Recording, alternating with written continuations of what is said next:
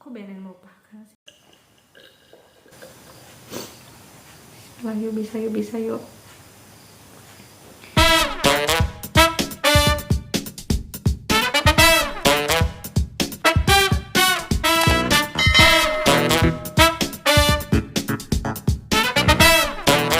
Bismillahirrahmanirrahim. Assalamualaikum warahmatullahi wabarakatuh.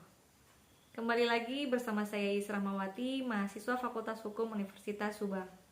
Pada kesempatan kali ini saya akan sedikit menjelaskan tentang materi mata kuliah perbandingan hukum yang diampu oleh Bapak dosen Hendy Sumadi SHMH dengan tema Perbandingan Badan Narkotika Nasional atau BNN di Indonesia dengan Central Narcotics Bureau atau CNB di Singapura.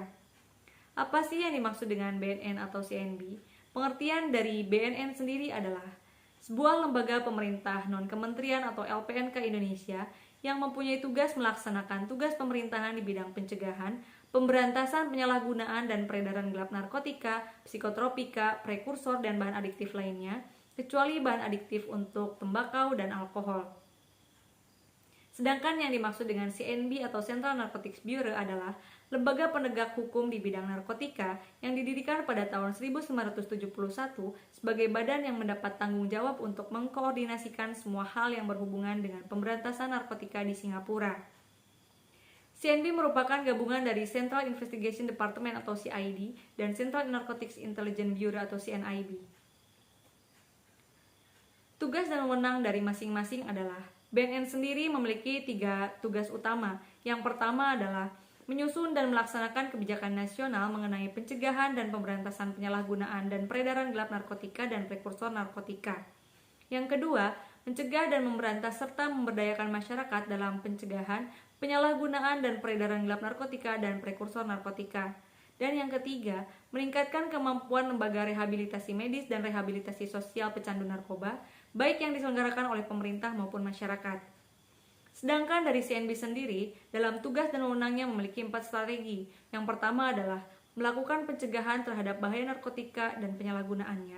Yang kedua yaitu melakukan penegakan hukum. Yang ketiga melakukan rehabilitasi. Dan yang keempat, proses integrasi para mantan pelaku narkoba untuk kembali ke dalam masyarakat. Persamaan dari BNN dan CNB. Yang pertama adalah BNN dan CNB merupakan lembaga penegak hukum di bidang narkotika. Yang kedua, BNN dan CNB merupakan lembaga yang hanya khusus didirikan dalam penanganan tindak pidana narkotika dan tidak dicampurkan dengan penegakan tindak pidana lainnya. Yang ketiga, BNN dan CNB merupakan aktif dalam kerjasama internasional, khususnya dalam tindak pidana narkotika. Di samping adanya persamaan, terdapat juga perbedaan dari BNN dan CNB. Bisa kita lihat dari kedudukan lembaganya. BNN berada di bawah kedudukan presiden dan bertanggung jawab langsung kepada presiden, sehingga proses pengambilan kebijakan narkotika di Indonesia lebih mudah karena BNN berada di bawah naungan presiden. Sedangkan CNB berada di bawah Kementerian Dalam Negeri Singapura. Selanjutnya dilihat dari tugas dan fungsinya. BNN berwenang untuk melakukan penyidikan terhadap tindak pidana pencucian uang dari hasil kejahatan tindak pidana narkotika.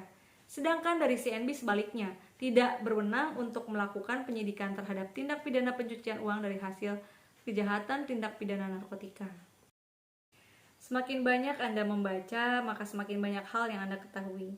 Semakin banyak hal yang Anda pelajari, maka semakin banyak tempat yang akan Anda kunjungi. Demikian yang dapat saya sampaikan. Mohon maaf atas segala kekurangan. Billahi taufiq wal hidayah. Wassalamualaikum warahmatullahi wabarakatuh.